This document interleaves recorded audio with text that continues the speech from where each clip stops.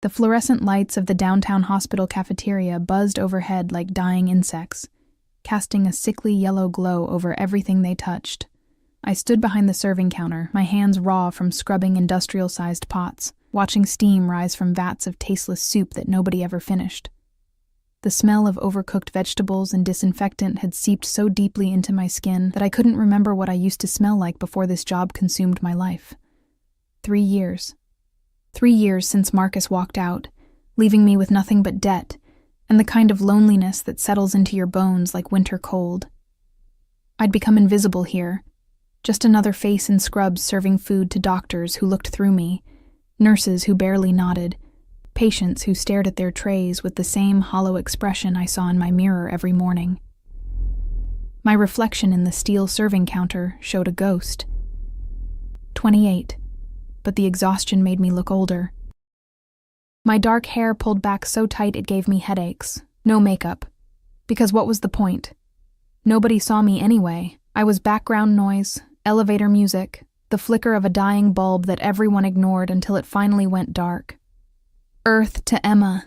Karen's sharp voice cut through my thoughts. She was the head cafeteria supervisor, a woman whose bitterness had calcified into something almost impressive. Table 12 needs clearing, and try to smile. You're scaring people with that face. I grabbed the gray plastic bin and pushed through the double doors into the main dining area. The lunch rush was ending, leaving behind a battlefield of half-eaten meals and crumpled napkins. My feet ached in the cheap shoes I'd bought at a discount store, the kind that fell apart after 3 months, but were all I could afford on a cafeteria worker's salary.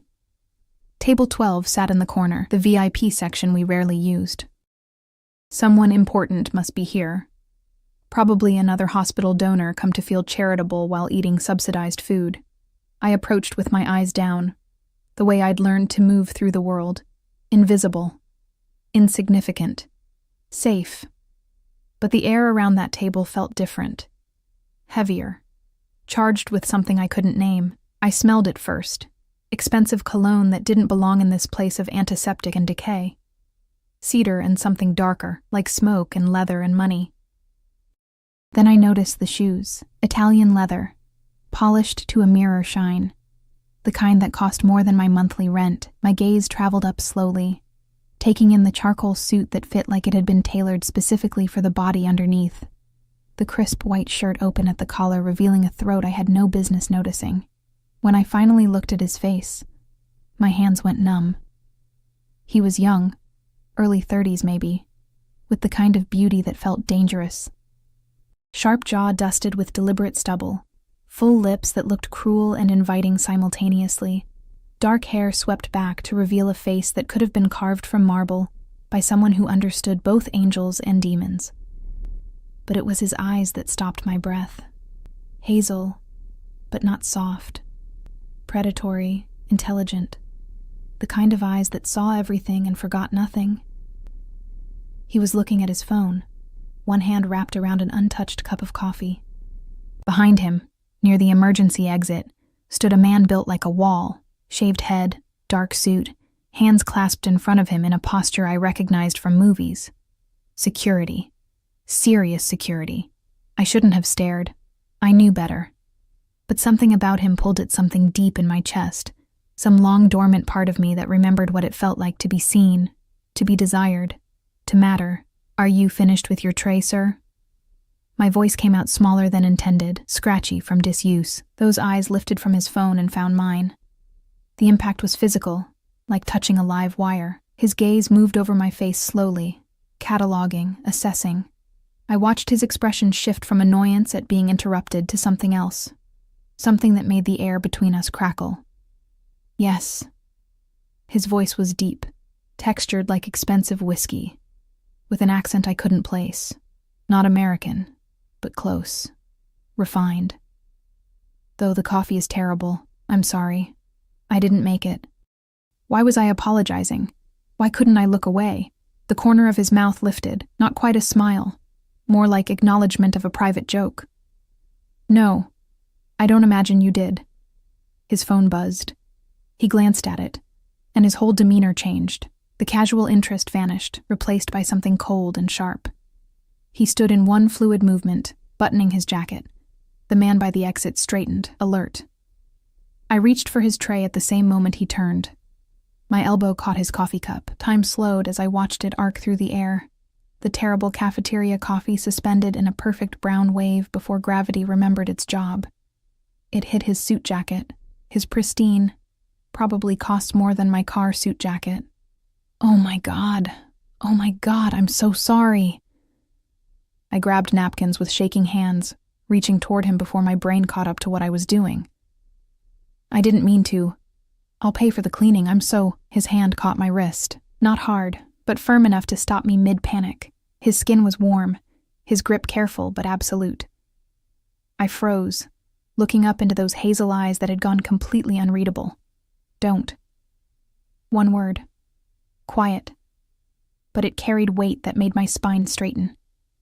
The security guard had moved closer, his hand inside his jacket, reaching for something. Oh, God. What kind of man traveled with armed security to a hospital cafeteria? It's fine. The beautiful stranger released my wrist slowly, deliberately. His eyes never left mine. Accidents happen. But the way he said accidents, like he didn't really believe in them, like everything that happened in his world was calculated and controlled, sent ice water through my veins. Marco. He spoke to the security guard without looking away from me. Get the car. Marco hesitated, his eyes assessing me like a threat. Then he nodded once and disappeared through the exit. We stood there in the empty cafeteria, steam still rising from the overturned cup on the floor, the smell of bad coffee mixing with his expensive cologne. I should move, should apologize again, should run. But I couldn't, because he was still looking at me like he was solving a puzzle, like I was something unexpected that had disrupted his carefully ordered world. What's your name? He pulled out his wallet, black leather, thick with cards and cash I glimpsed briefly. He extracted what looked like a business card. Emma. It came out as barely a whisper. Emma Carter.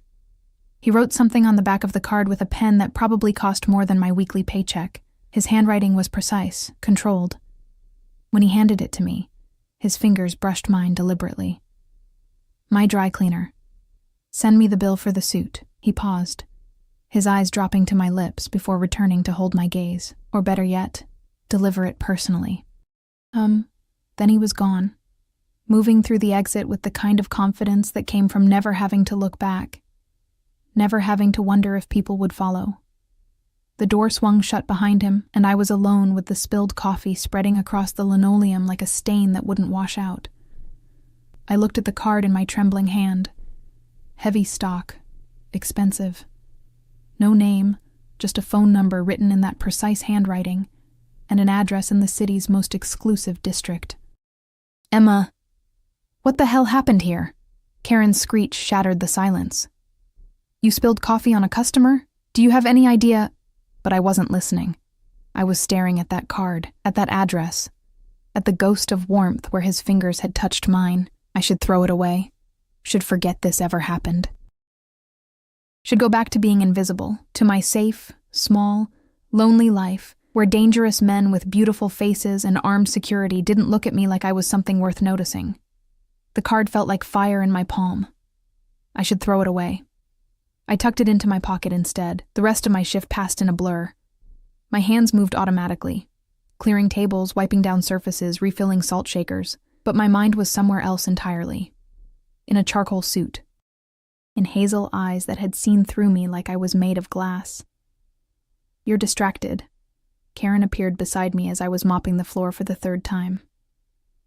That man you spilled coffee on, did he complain? Because if he files something with the hospital administration, he didn't complain. I kept my eyes on the mop. He was actually nice about it. Karen snorted. Nice. Men like that aren't nice, Emma. They're dangerous. Did you see that bodyguard? I've worked here 15 years, and I know trouble when I see it. What do you mean, men like that? She gave me a look that was equal parts pity and exasperation. Rich. Powerful. The kind who don't eat in hospital cafeterias unless they're visiting someone important or conducting business they don't want traced. His type doesn't accidentally end up anywhere.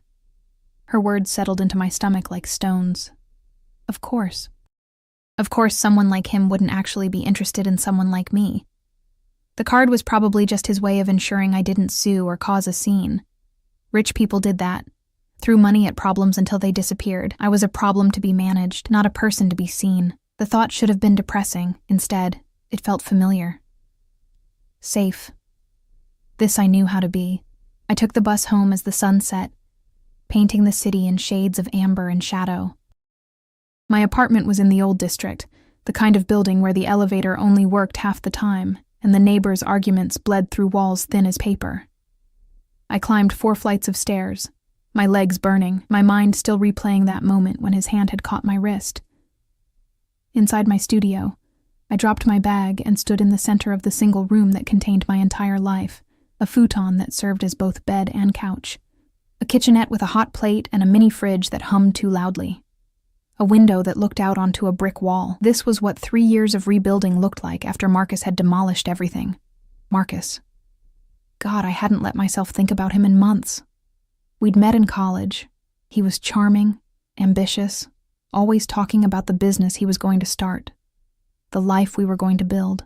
I'd believed every word, dropped out to support him, worked 2 jobs while he networked, and made connections. When he finally left, he took my savings, my credit cards, and apparently my ability to trust my own judgment. "You're too naive, Emma," he'd said on his way out. "Too soft. The world eats girls like you alive." He was probably right.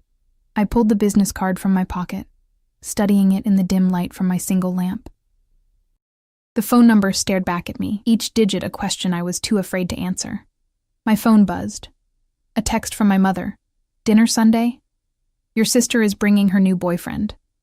Would be nice if you came with someone for once."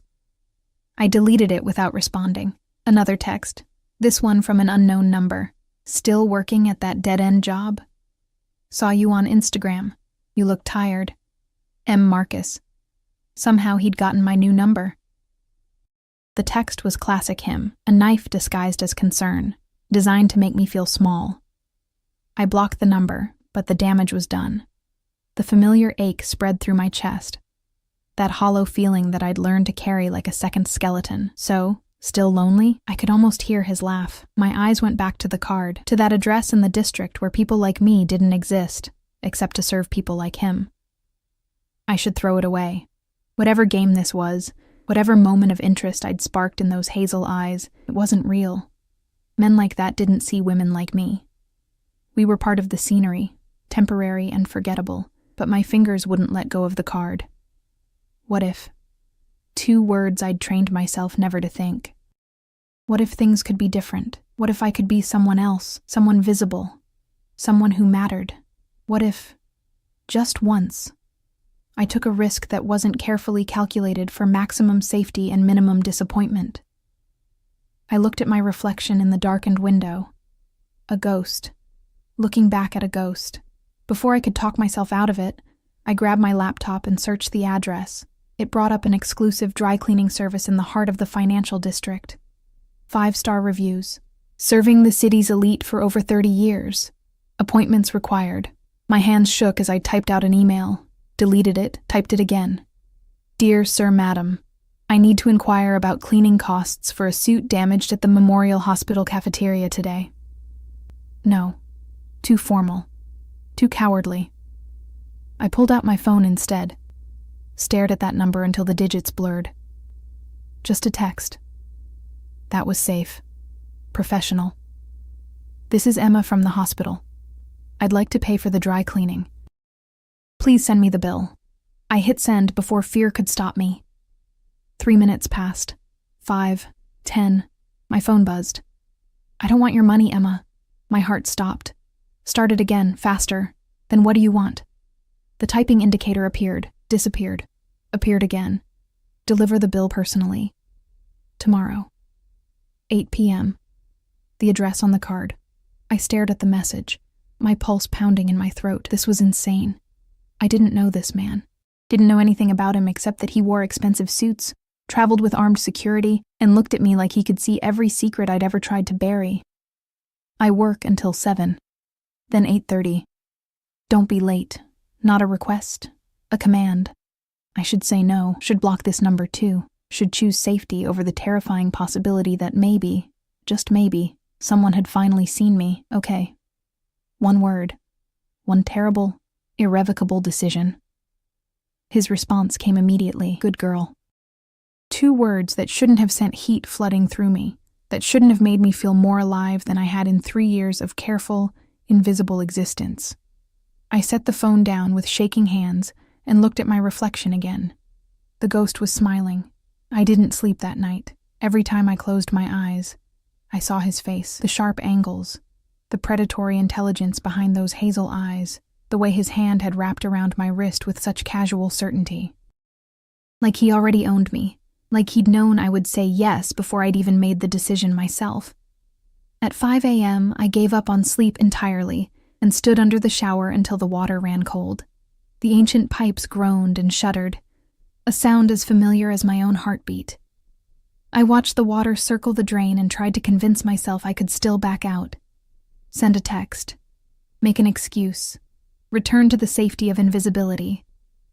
But even as I thought it, I was reaching for the only dress I owned that wasn't stained or threadbare, a simple black thing I'd bought for Marcus's mother's funeral 4 years ago. It still fit, though it hung a little looser now. 3 years of stress and cafeteria food had carved away any softness I'd once carried. Work crawled by with agonizing slowness.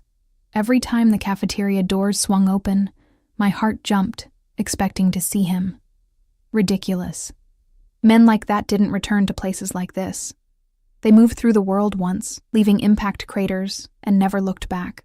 You seem different today, Karen observed around 3 p.m., her eyes narrowed with suspicion. You're not planning to quit, are you? Because if you are, you need to give 2 weeks' notice. I'm not quitting. The words tasted like ash, because wasn't that exactly what I was doing? Not quitting the job, maybe, but quitting this version of myself. This safe, small, invisible life. Good, because girls like you don't have a lot of options. She walked away, leaving that truth hanging in the air like smoke. Girls like you. Everyone seemed so certain about what kind of girl I was. Marcus had been certain, too soft, too naive. My mother was certain, disappointing, directionless. Even I had been certain, until a man in a charcoal suit looked at me like I was a puzzle worth solving. At 7 p.m., I clocked out with shaking hands. The locker room was empty, which meant no one saw me change out of my scrubs and into the black dress. No one saw me apply the ancient tube of lipstick I'd found in my purse, the color too dark, but better than nothing. No one saw me stare at my reflection in the cracked mirror and barely recognize the woman looking back. She looked terrified. She looked alive. The address led me to a building I'd passed 1,000 times but never really seen. Glass and steel rising into the darkening sky, the kind of architecture that made a statement about power and permanence.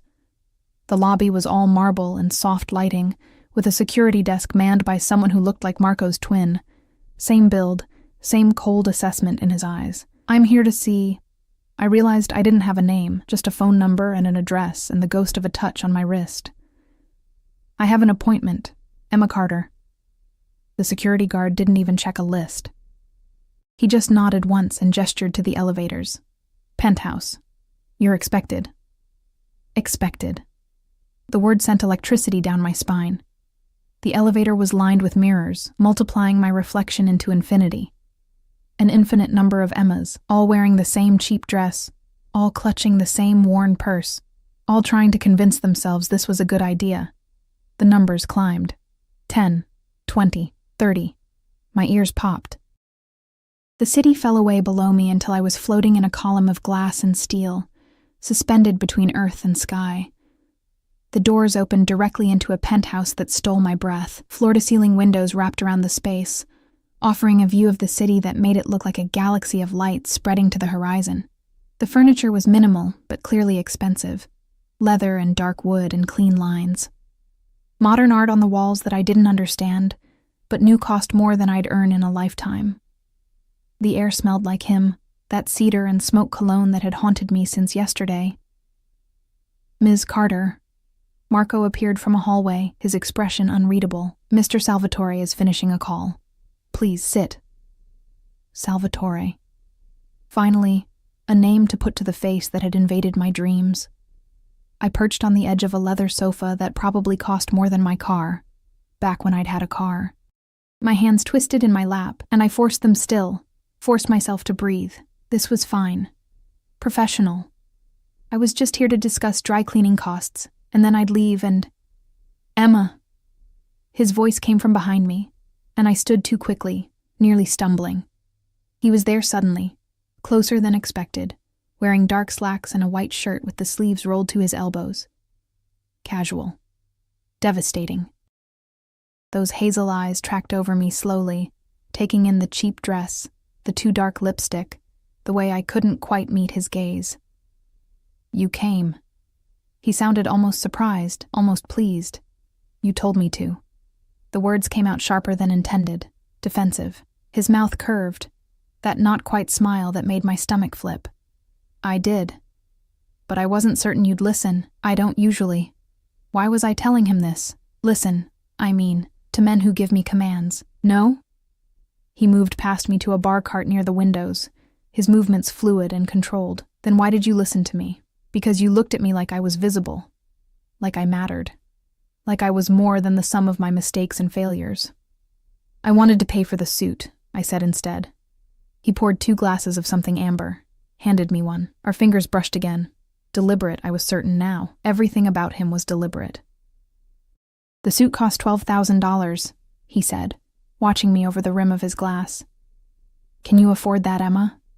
The number hit me like a physical blow. 12,000. That was, I couldn't even process it. 6 months of rent, a year of groceries, more money than I'd ever had in my bank account at once. My voice failed. The glass trembled in my hand. He took it from me gently, set both glasses down. Then he was close. So close I could feel the heat radiating from his body, could see the flecks of gold in those hazel eyes. I don't want your money, Emma. His voice was low, intimate. I told you that. Then what do you want? The question came out as barely a whisper. His hand came up, and I froze. He traced one finger along my jaw, so light it might have been my imagination, except for the trail of fire it left behind. I want to know why you're so afraid. His thumb brushed my lower lip, smudging the too dark lipstick. I want to know who taught you to make yourself invisible. I want to know what you taste like when you finally let yourself feel something. My breath caught. This was insane. I should leave. Should run back to my safe, small life, where men didn't look at me like this, didn't touch me like I was something precious and breakable and worth claiming. I don't even know you, I managed. No. His agreement was soft, but you want to. I saw it yesterday. The way you looked at me when you thought I wasn't paying attention. The way you're looking at me now, like you can't decide if I'm salvation or damnation. Which are you? The question escaped before I could stop it. His smile was sharp enough to draw blood. Both, probably. Does that scare you? Yes. Honesty felt like jumping off a cliff. Good. His hand slid to the back of my neck, fingers tangling in my hair. Fear means you're paying attention. Fear means you're smart enough to recognize danger when it's standing in front of you. Are you dangerous? My heart was trying to escape my chest. Very. He leaned closer, his breath warm against my ear. But not to you, Emma. Never to you. The lie was beautiful. I wanted to believe it so badly I could taste it. Sweet and poisonous on my tongue. His phone buzzed. He ignored it. It buzzed again, insistent. With a sound of frustration, he stepped back, and the sudden absence of his heat left me cold. He pulled the phone from his pocket, glanced at the screen, and his whole expression changed. The warmth vanished, replaced by something arctic and lethal. I need to take this. He was already moving toward the hallway.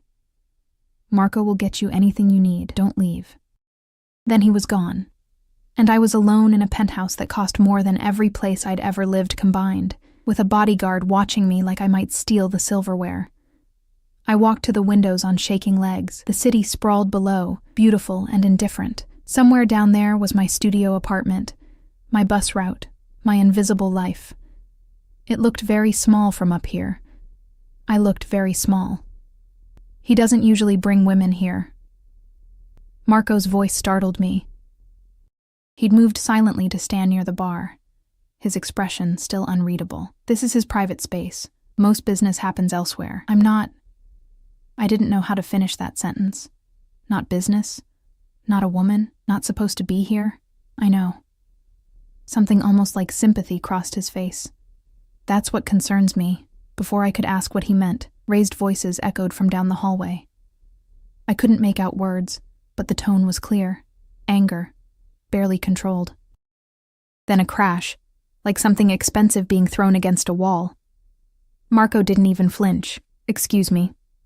He disappeared down the hallway. I should leave. This was clearly a mistake. Whatever was happening down that hallway, whatever world Salvatore inhabited, it wasn't mine. I didn't belong in penthouses with $12,000 suits and bodyguards and violence simmering just beneath the surface of expensive cologne and tailored clothes. But I didn't move. Couldn't move. Because somewhere between yesterday and today, between invisibility and being seen, I'd become someone who wanted to know what happened next. More than she wanted to be safe. The voices stopped. Footsteps approached. Salvatore emerged from the hallway, his expression carefully blank, but I could see the tension in his shoulders, the way his hands were clenched into fists.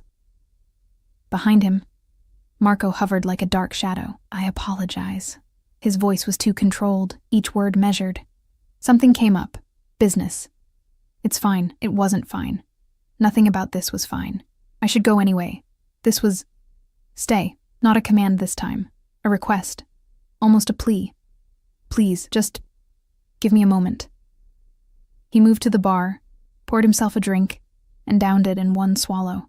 I watched the muscles in his throat work. Watched him close his eyes and breathe like a man trying to cage something wild and violent. Who was that? I asked before I could stop myself. On the phone.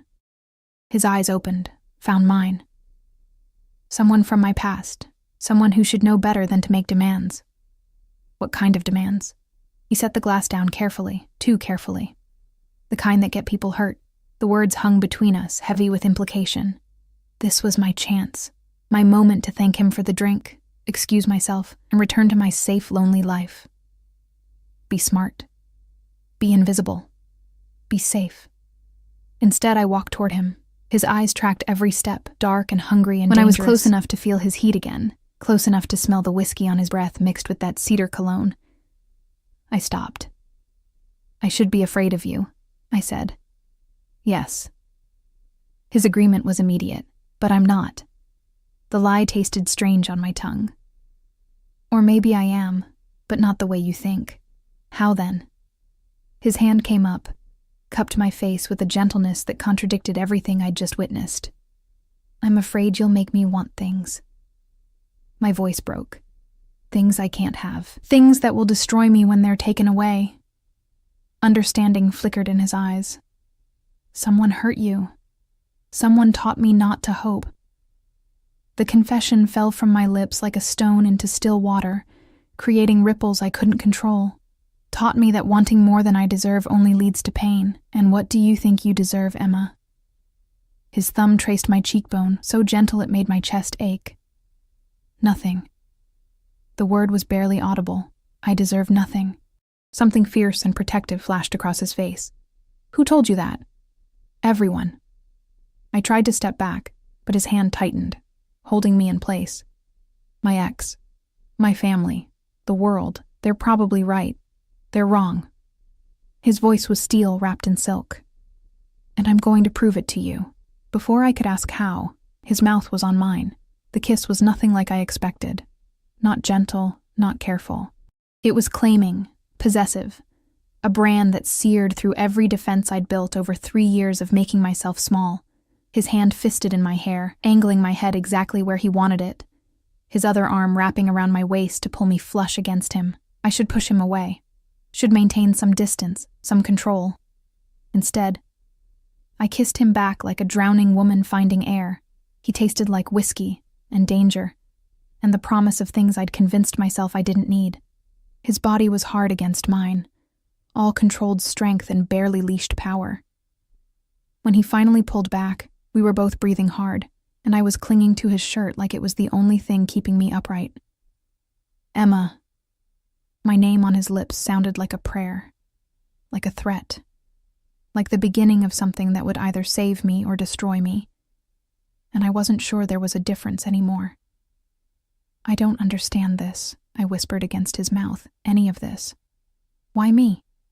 I'm nobody. I work in a cafeteria. I live in a studio with broken pipes. I'm mine. The word was absolute, final.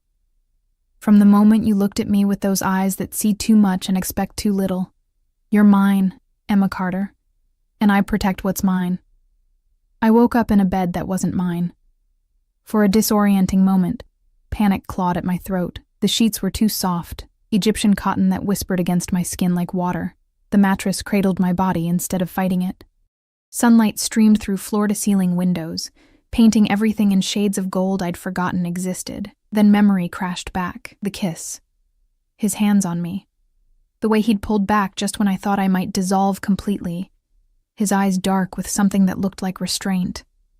Not like this, he'd said, his voice rough. Not when you're still deciding if you trust me. He'd called Marco to drive me home. I'd stumbled into my studio apartment at midnight, my lips still swollen, my mind spinning. I'd fallen asleep in my clothes, and now I was in his bed. I sat up too fast, the room tilting. I was wearing one of his shirts, white, enormous on me, smelling like cedar and him. My dress was folded neatly on a chair near the window. My phone sat on the nightstand, plugged into a charger I didn't own. The bedroom door opened, and Marco appeared with a tray. Coffee, fruit, pastries that looked like they'd been flown in from Paris. You're awake. He set the tray on the bed with surprising gentleness for a man built like a tank. Mr. Salvatore asked me to ensure you ate something. How did I get here? My voice came out hoarse. I was in my apartment. You were. Marco's expression remained neutral. You called him at 3 a.m., don't you remember? I didn't. The night was a blur of sleeplessness and obsessive thoughts, and, oh God, I'd called him. What had I said? You were crying, Marco continued, as if reading my horror. Something about your ex-boyfriend texting you. Mr. Salvatore sent me to collect you. You fell asleep in the car. The memory surfaced slowly, painfully. Marcus. Another text, nastier this time. A picture of him with someone new, someone beautiful and put together, with a caption that had gutted me. Upgraded. You should try it sometime. I'd blocked that number too. Then I'd done something I'd never done before. I'd reached out. Called the one person who'd looked at me like I mattered. I shouldn't be here. I pushed the covers back, searching for my shoes. I need to go. I have work. You called in sick. Marco handed me the coffee. Drink. Boss's orders. I can't just... But the coffee was already in my hands, warm and perfect, and probably cost more than my hourly wage. I took a sip and nearly groaned. Where is he? Handling business. He'll be back this afternoon. Marco moved to the door, then paused. For what it's worth, I've worked for him for 8 years. I've never seen him like this. Whatever you did, whatever you are to him, it's different. Different how? But Marco was already gone, leaving me alone with questions that multiplied like bacteria. I found my way to the bathroom, marble and chrome, and a shower with enough jets to launch a rocket. I shouldn't use it. Shouldn't make myself comfortable in a world that wasn't mine. But my reflection in the mirror showed a woman who'd slept in makeup and yesterday's kiss, and I couldn't go to work looking like this. The shower was a religious experience. Water pressure I didn't know existed. Shampoo that smelled like flowers I couldn't name. By the time I emerged, wrapped in a towel that probably cost more than my security deposit, I almost felt human again. My phone buzzed. A text from an unknown number, the closet. Second door. Everything should fit. D.D. Salvatore's first name started with D. I opened the closet door with trembling hands. Inside were clothes. Women's clothes. All in my size, still with tags attached. Jeans that looked designer. Shirts and fabrics I'd only touched while folding laundry for rich hospital donors. A leather jacket that made my cheap dress look like a costume. Another text. Wear whatever you want. Marco will take you wherever you need to go. We'll talk when I return. I should be angry.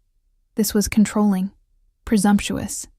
He'd brought me here without my full consent, bought me clothes without asking, made decisions about my life like he had the right. But the anger wouldn't come. Instead, there was something else. Something warm and dangerous that felt like being cared for, like mattering enough for someone to notice I needed things before I asked. I chose jeans and a soft gray sweater, both fitting perfectly. The leather jacket felt like armor. Marco drove me to the hospital in a black SUV with tinted windows.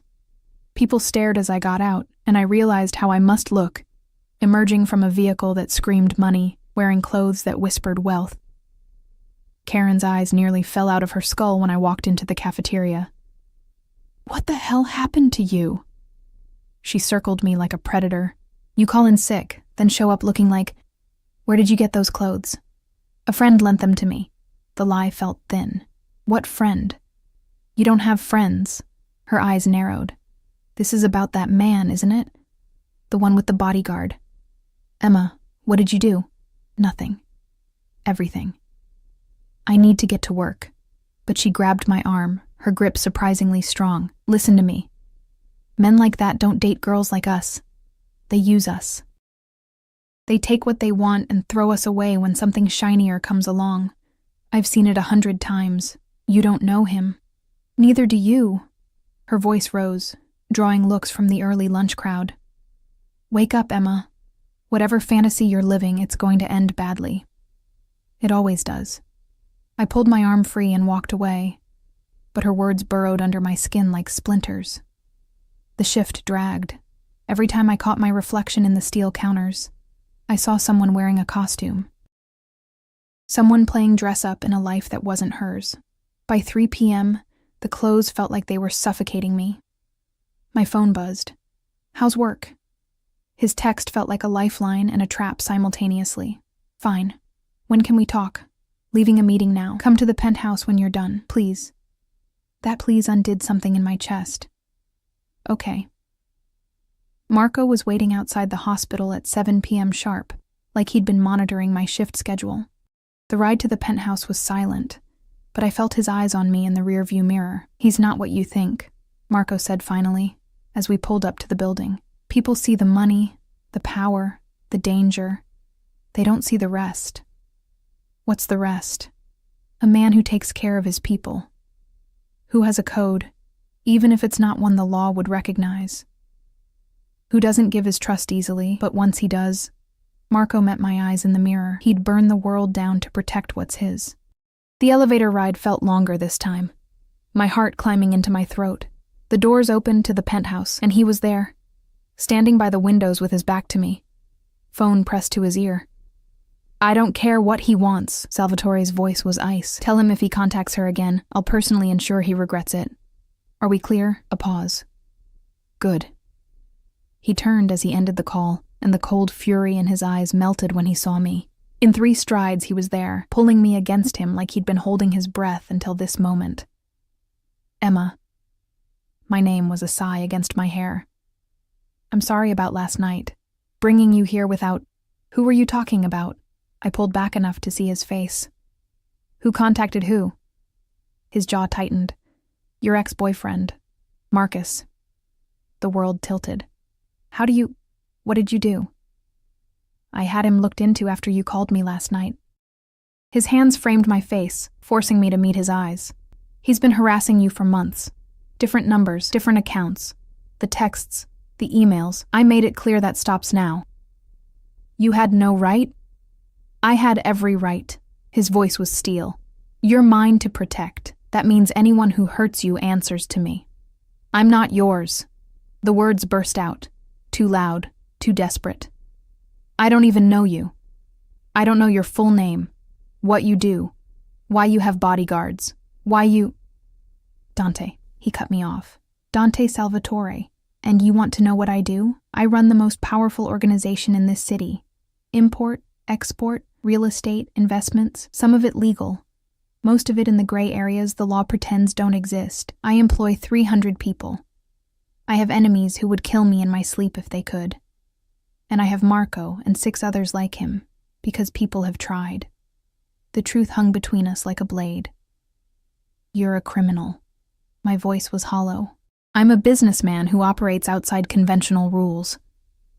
His hands dropped from my face, but he didn't step back. Does that scare you? It should. God. It should terrify me. But all I could think about was the way he'd said, "You're mine to protect." Like it was absolute. Like it was sacred. What do you want from me? The question came out broken. Really? Because Karen's right. Men like you don't want women like me. So what is this? Some kind of game? A charity case? Do you get off on saving broken things? His hand shot out, gripping my chin. Not hard enough to hurt, but firm enough to make me listen. You want to know what I want? His voice was dangerous, intimate. I want to erase every person who made you believe you're broken. I want to hunt down every man who taught you to make yourself small and show them what fear really looks like. I want to wake up every morning with you in my bed and fall asleep every night knowing you're safe. I want to give you everything you've been told you don't deserve and watch you finally understand your own worth. Tears burned behind my eyes.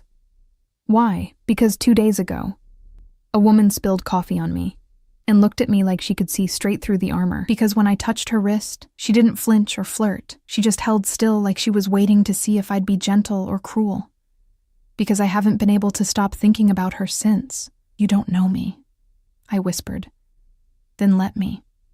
He pulled me closer, his forehead resting against mine. Let me know every scar, every fear, every dream you've buried. Let me prove that not every man who sees you will try to break you. And if you do, break me, then you put me back together first. His lips brushed mine, feather light. Fair trade. The kiss started gentle but deepened quickly, became consuming. His hands tangled in my hair, my fingers clutched his shirt, and for a moment the world narrowed to just this. His mouth on mine, his heart pounding against my palm. The taste of possibility on my tongue. A phone rang. Not his. Mine. I pulled back, breathless, and fumbled for my phone. My thumb hovered over decline number, but something made me answer. Hello? Is this Emma Carter? A woman's voice, professional but tight with emotion. Yes? This is Memorial Hospital. I'm calling about Marcus Chen. You're listed as his emergency contact. My blood turned to ice. What? No, we're not together anymore. Haven't been for 3 years. I understand, but you're still listed in his file. He was brought in 20 minutes ago. Car accident. He's asking for you. The phone nearly slipped from my hands. Dante caught it, pressed it back against my ear, his eyes locked on mine. Is he going to be okay? A pause. Perhaps you should come down. He's stable, but just come down. The line went dead. I looked up at Dante, and whatever he saw in my face made his expression go dark. What happened? Marcus. He's in the hospital. Car accident. My voice broke. He's asking for me. Dante's jaw clenched so hard I heard his teeth grind. You're not going. I have to. No. The word was absolute. This is a trap, Emma. Can't you see that? A convenient accident the same day I warn him to stay away from you? You think The implications were too horrible. No. Marcus is a lot of things, but he wouldn't. You don't know what men do when they're desperate. Dante's hands framed my face again. When they've lost something they think belongs to them. Trust me on this. And if you're wrong, if he's really hurt and I don't go... Guilt was already eating at me. I can't live with that. Then I'm coming with you. Not a request. Dante, those are the terms, Emma. You want to go? Fine. But I'm not letting you walk into danger alone. I should argue. Should tell him he was being controlling and paranoid. But I didn't. Because part of me, the part that had learned to recognize danger the hard way, thought he might be right. The hospital looked different at night. The fluorescent lights seemed harsher, casting shadows that turned familiar hallways into mazes. Dante moved beside me like a predator in designer clothes. Marco trailing 3 steps behind, his hand inside his jacket where I knew a gun waited. A gun.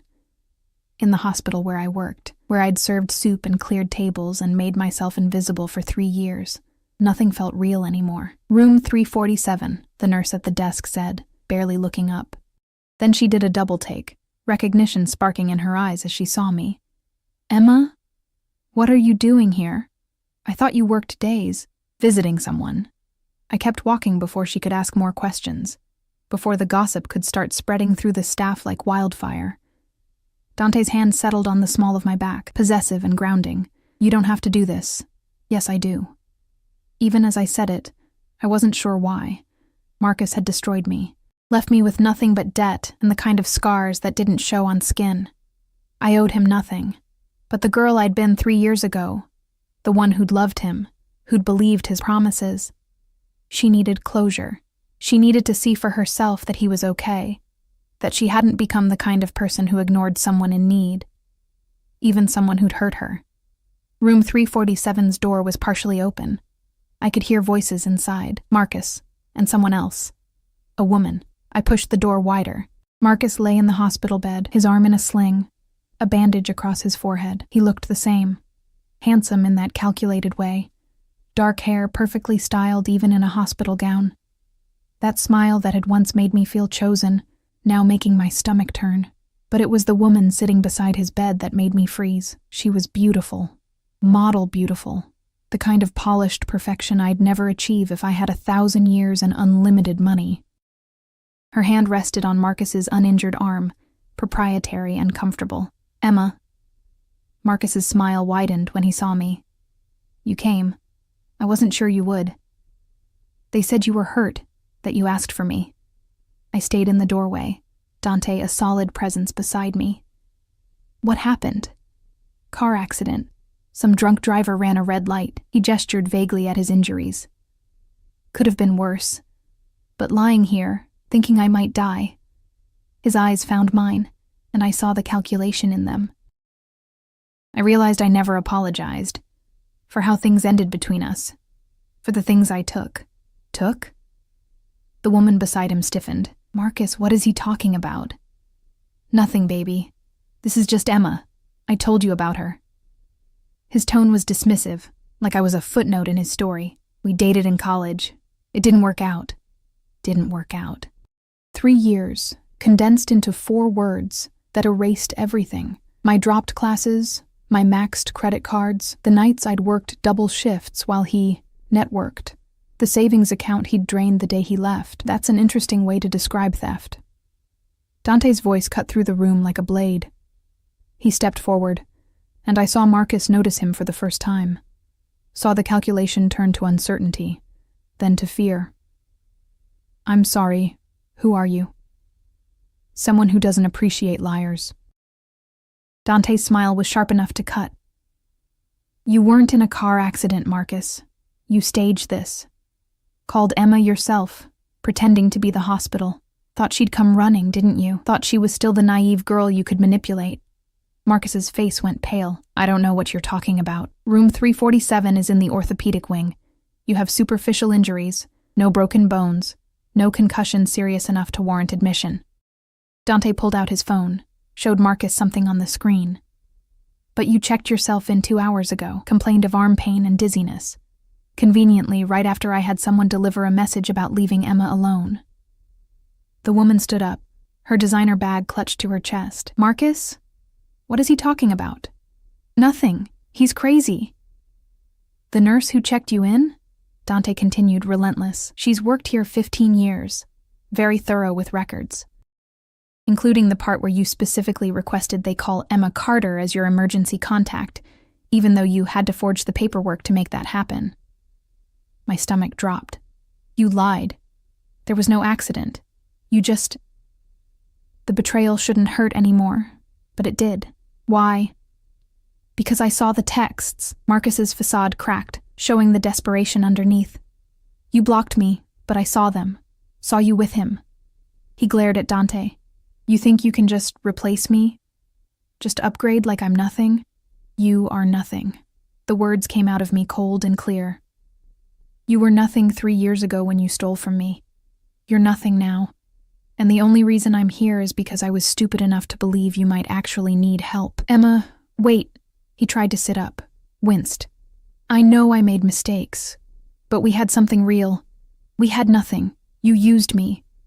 And when I had nothing left to give, you threw me away. I turned to leave, then stopped. Don't contact me again. Don't text. Don't call. Don't show up at my work. Don't think about me. Just exist somewhere I'm not. We clear? His face twisted with rage. You think you're better now? Because you found some rich guy to take care of you? You're still the same pathetic. Dante moved so fast I barely saw it. One moment he was beside me. The next he had Marcus by the throat, lifting him slightly off the bed. The woman screamed. Somewhere down the hall, I heard footsteps running. Choose your next words very carefully. Dante's voice was calm, almost conversational. Because they might be your last, Dante. I touched his arm. He's not worth it. For a long moment, nothing happened. Then Dante released Marcus, who collapsed back against the pillows, gasping. You're right. He's not. Dante straightened his jacket, his expression going cold. But Emma? If I hear you've contacted her again, if I even hear you've thought about contacting her, I won't be this civilized. Understand? Marcus could only nod, his eyes wide with genuine fear. Marco appeared in the doorway, subtly blocking the nurses who'd come running. We should go, boss. Dante took my hand and led me out of the room, past the confused nurses, past Karen who was staring from the nurses' station with her mouth open, past the whispers that were already starting. I didn't care. Let them talk. Let them wonder. I was done being invisible. We didn't go back to the penthouse. Marco drove us to a house I'd never seen before. Smaller than the penthouse, but no less luxurious, tucked away in a gated community where money whispered instead of shouted. Safe house, Dante explained as we pulled up. Somewhere private. We need to talk. Inside, the house was warm and lived in. Photos on the mantel. Dante as a child with a woman who had his eyes. A man with a stern face but kind smile. A family I'd never asked about. Dante poured us both drinks, handed me one, then stood by the fireplace looking like he was deciding how much truth I could handle. My father was Antonio Salvatore, he said finally. You probably haven't heard of him, but 20 years ago his name meant something in this city. He built an empire from nothing, shipping, imports, real estate. Some of it legal, most of it not. I sank onto the couch, the drink untouched in my hands. What happened to him? Betrayal. His best friend, his business partner, a man he'd known since childhood, sold information to the feds. My father went to prison. He died there when I was 18. Dante's voice was flat, but I could hear the old pain underneath. My mother followed 6 months later. They said it was cancer, but I know better. She died of a broken heart. Dante. I rebuilt everything he lost, made it bigger, stronger, more protected. I learned from his mistakes. Never trust completely. Never let anyone get close enough to destroy you. He turned to face me, and his eyes were raw. And then you spilled coffee on me and looked at me like I was just a man, not a legacy or a threat or an opportunity. Just a man. You are just a man. I set the drink down and went to him. A man with a lot of baggage and questionable business practices, but still just a man. His laugh was hollow. I've done things, Emma. Terrible things. Things that would make you run if you knew the details. Then don't tell me the details. I took his face in my hands, making him look at me. I'm not asking you to confess your sins. I'm asking you to be honest about what this is. What you want from me. I want everything. His hands covered mine. I want to wake up with you. I want to solve your problems and create new ones. I want to argue and make up and build something real. I want... He stopped, his jaw clenching. I want things I have no right to want from you. Like what? Like forever. The word was raw.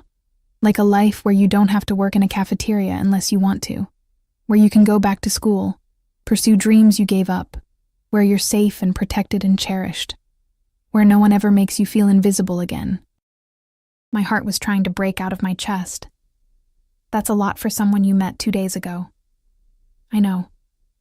He pulled me closer. I know this is crazy. I know I'm moving too fast. But Emma, I've spent 15 years building walls, and you walked through them like they were made of paper. So yes, it's crazy. But it's also real. The realest thing I've felt since my parents died. I should slow this down, should be practical, should remember all the ways this could go wrong. Instead, I kissed him. This kiss was different from the others. Deeper, more desperate, like we were both trying to convince ourselves this was real. His hands roamed my back, tangled in my hair, pulled me flush against him until I could feel every hard plane of his body. Stay, he breathed against my mouth. Stay here tonight, tomorrow, as long as you want. Let me show you what your life could be. What if I get used to it? The fear escaped before I could stop it. What if I get used to this to you, and then it ends? Then we deal with it when it happens. His forehead pressed against mine. But Emma, I'm not Marcus. I'm not going to use you and throw you away.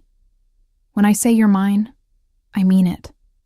For as long as you'll have me, for as long as you'll have me, not forever. Not promises he couldn't keep, just honest, terrifying possibility. Okay? The word felt like jumping off a cliff. Okay, I'll stay. That night, I slept in his arms in a guest bedroom with sheets that smelled like lavender and safety. He held me like I was something precious, his body curved protectively around mine, his breath warm against my neck. I should have been thinking about work tomorrow, about explanations I'd need to give, about how fast everything was moving. Instead, I thought about the photos on the mantel, about a boy who'd lost everything and built an empire from the ashes. About the way he looked at me like I was the answer to a question he'd stopped asking. Emma? His voice was drowsy in the darkness. Yeah? Thank you. For staying.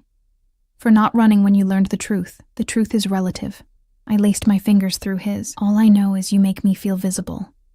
And I haven't felt that in a long time. His arms tightened around me. You're more than visible, Emma. You're unforgettable. I fell asleep believing him. I woke to sunlight streaming through unfamiliar windows and the smell of coffee. Dante's side of the bed was empty but still warm. I found a robe draped over a chair. Silk, expensive. Perfectly my size like everything else he gave me. Following the coffee smell led me to a kitchen straight out of a magazine. Dante stood at the stove, wearing jeans and a t-shirt that showed off muscles I'd only felt through expensive suits. He looked younger like this, less dangerous, almost normal. Morning. He turned with a smile that made my stomach flip. I made breakfast. Well, Marco made breakfast. I supervised. Marco appeared from a pantry, rolling his eyes. Boss can't cook to save his life. I have people for that, Dante said, unbothered. He pulled me into his arms, kissed me like we'd been doing this for years instead of days. How did you sleep? Better than I have in years. The truth tasted strange. What time is it? 9. I called the hospital, told them you're taking a few days off. Family emergency. I pulled back. You can't just... I need that job, Dante. You need that specific job, or you need a job. His hands settled on my hips. Because if it's about money, about independence, we can figure that out. But Emma, that place doesn't deserve you.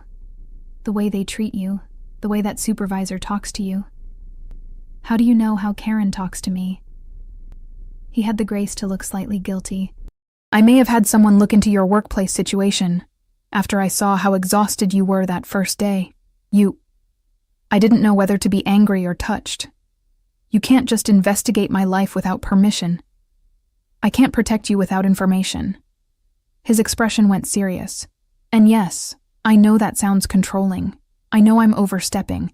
But Emma, keeping you safe, it's not optional for me. It's as necessary as breathing. Before I could respond, his phone rang. He glanced at the screen and his whole demeanor changed, going cold and sharp. I need to take this. Marco, stay with her. He disappeared into another room, and I heard his voice through the door.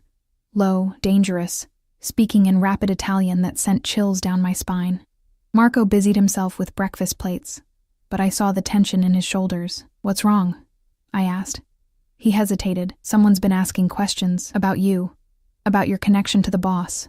Ice flooded my veins. What kind of questions? The kind that mean someone noticed you matter to him. And in our world, Emma, Marco's eyes were sympathetic. That makes you a target. The word target echoed in my head like a gunshot. Dante returned minutes later, his expression carved from stone. He pulled me into his arms without a word, holding me so tight I could barely breathe, like he was trying to absorb me into his body where nothing could touch me. We need to talk. His voice was rough against my hair. Marco excused himself, disappearing with the kind of tactical retreat that said he'd heard this conversation before. Dante led me to the living room, sat me on the couch, then paced like a caged animal, deciding whether to fight or flee. "There's a man," he said finally. "Viktor Kozlov. Russian, ruthless, and he's been trying to move into my territory for 2 years. I've blocked him at every turn." He stopped pacing, faced me. "This morning one of my informants told me Viktor's people have been watching you, taking pictures, following you to and from work." The room tilted.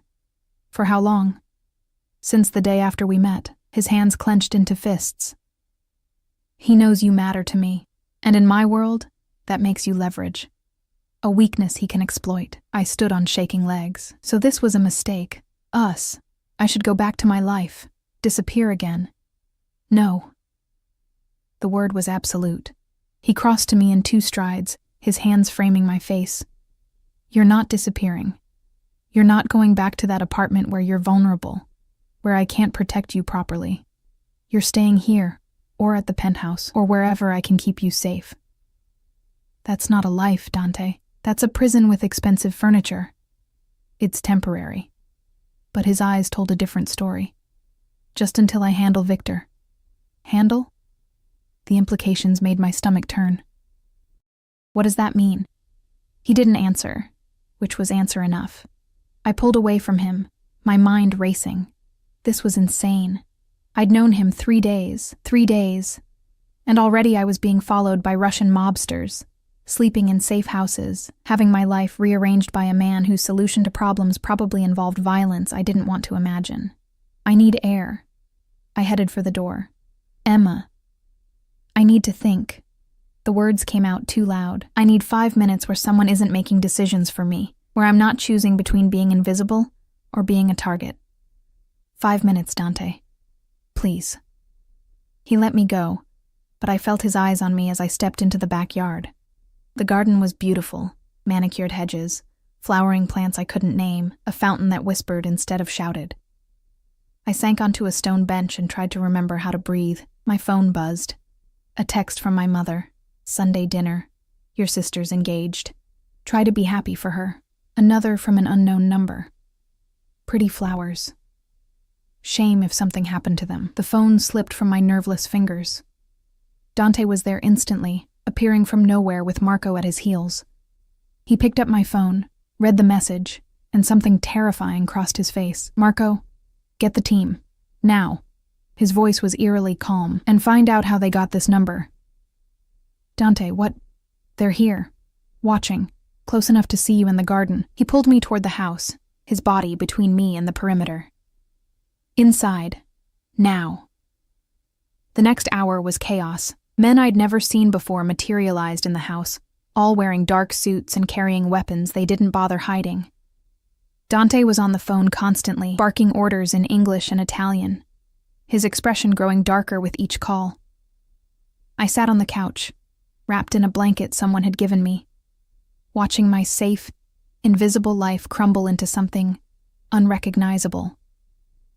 Marco appeared with a laptop. "Boss, you need to see this."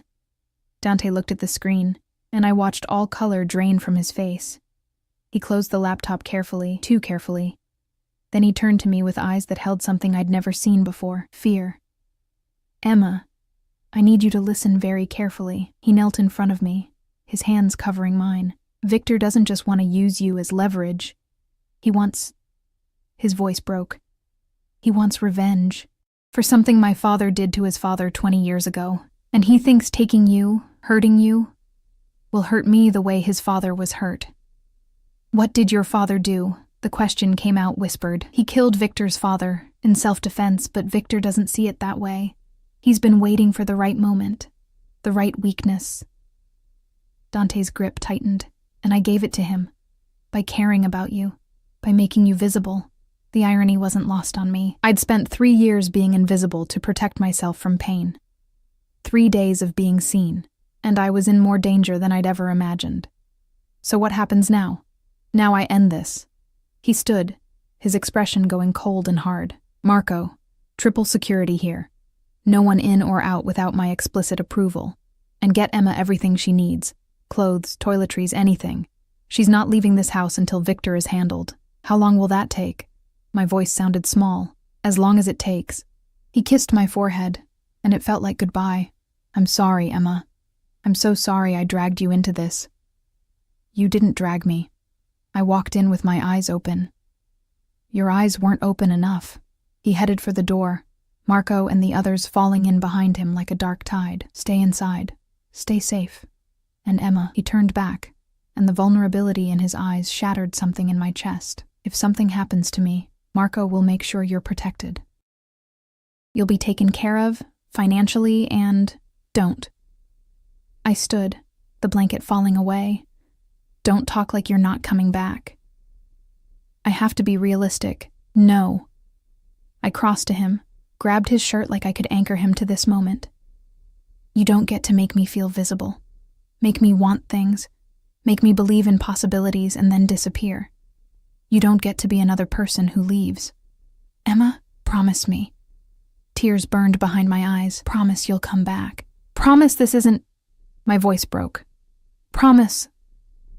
He pulled me into his arms, and I felt him trembling. I promise.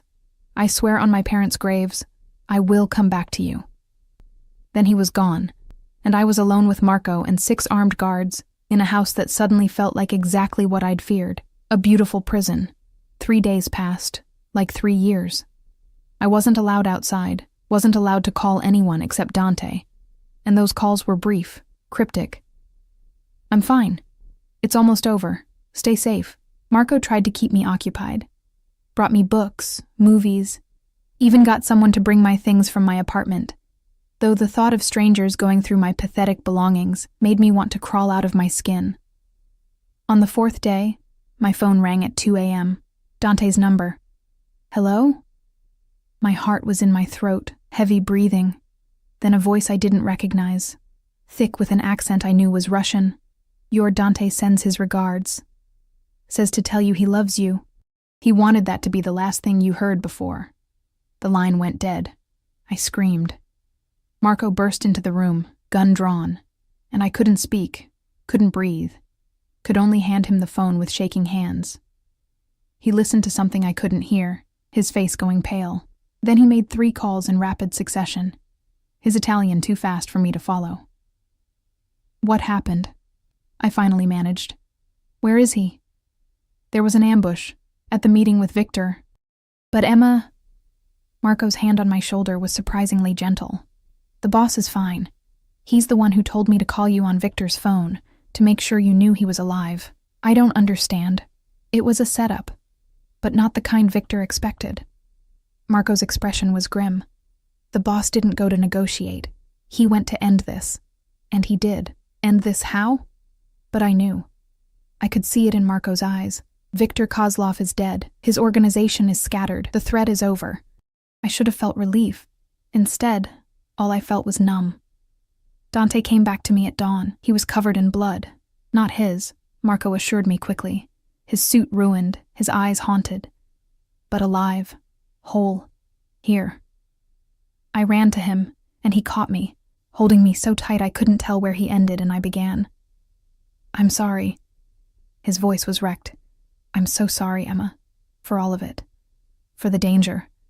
For leaving you here alone. Stop. I pulled back enough to see his face. Just tell me it's over. Tell me we're safe. It's over.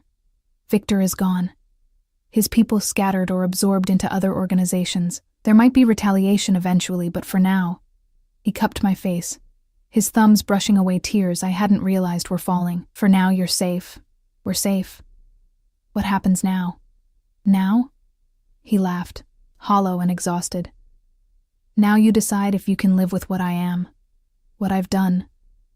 Because I won't lie to you, Emma. I killed a man last night, killed him to protect you, to protect what we might have, and I'd do it again without hesitation. I should have been horrified, should have run, should have chosen safety over this dangerous, consuming thing between us. Instead, I kissed him. He tasted like smoke and desperation, and the promise of tomorrows I'd stopped believing in. When we finally broke apart, we were both crying. I want to go home, I whispered.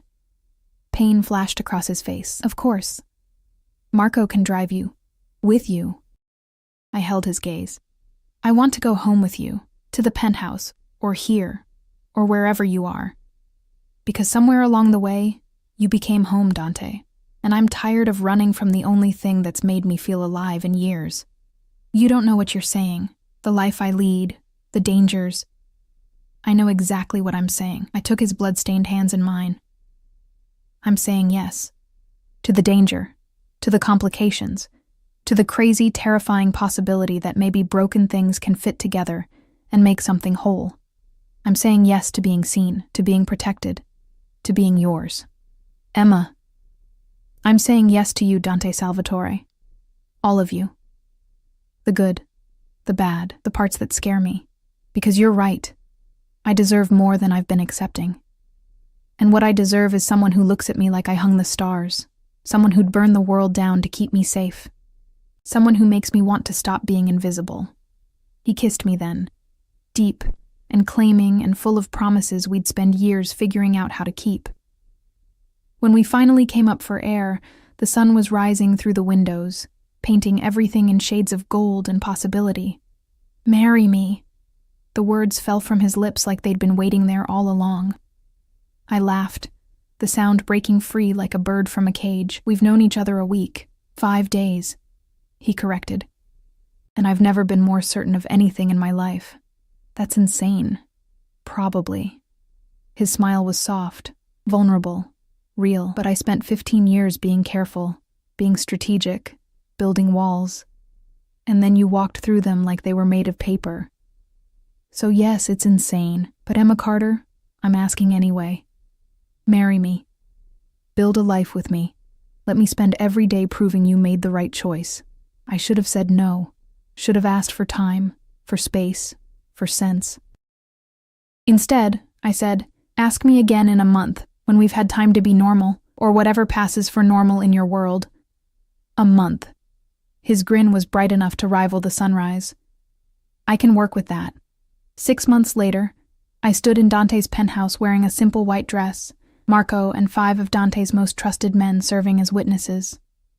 My mother hadn't come, couldn't understand why I'd choose this life, this man. My sister had sent a card with, "Good luck, you'll need it," scrawled inside.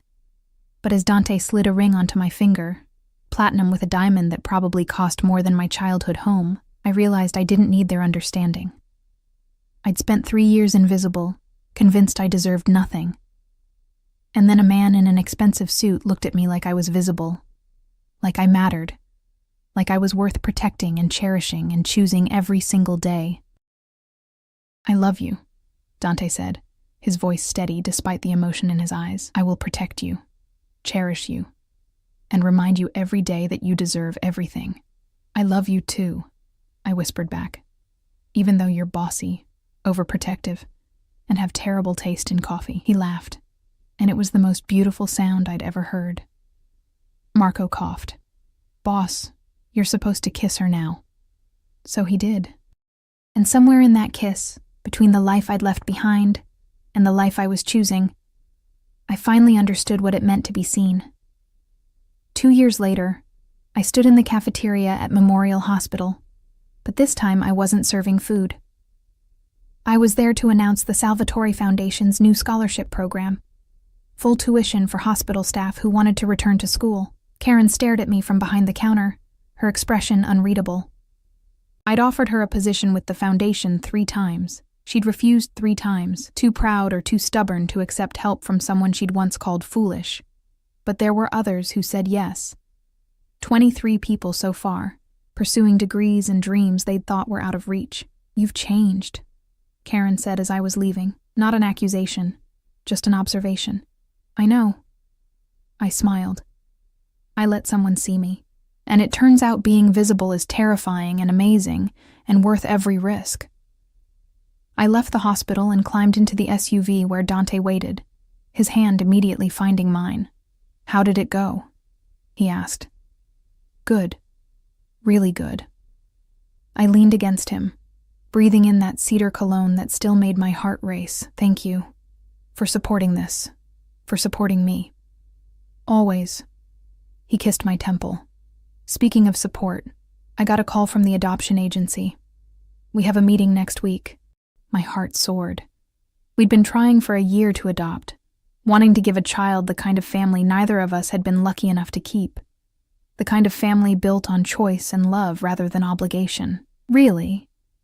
"Really." His smile was soft. "Apparently, crime lords with redemption arcs make surprisingly good candidates for parenthood." I laughed until tears streamed down my face. Because my life had become something I never could have imagined that day I spilled coffee on a beautiful stranger. Something dangerous and complicated and real. Marco caught my eye in the rearview mirror. "You two are disgustingly happy. It's unprofessional," says the man who cried at our wedding, Dante shot back.